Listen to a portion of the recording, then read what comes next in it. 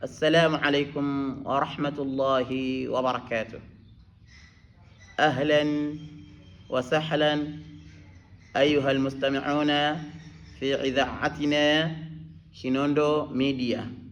أرحبكم مرة أخرى باستماعكم في موضوعنا اليوم إن شاء الله بإذن الله تبارك وتعالى. سوف نتحدث حول أسباب الحب. يقول أعوذ بالله من الشيطان الرجيم. بسم الله الرحمن الرحيم. إن الحمد لله نحمده ونستعينه ونستغفره ونعوذ بالله من شرور أنفسنا ومن سيئات أعمالنا.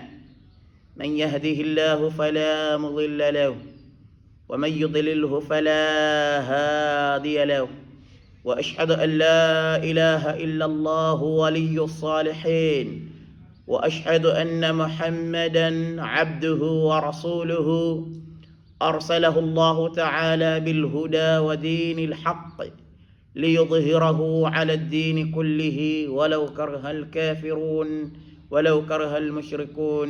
أما بعد، يقول الله تبارك وتعالى: يا أيها الذين آمنوا اتقوا الله حق تقاته ولا تموتن إلا وأنتم مسلمون.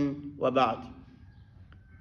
Ndugu zangu katika imani, baada ya utangulizi wa kumshukuru Mwenyezi Mungu na kumtakia rahma na amani mtume wetu Muhammadin sallallahu alayhi wasallam, hakika tunachukua fursa hii kwa kualikeni wanafamilia, wasikilizaji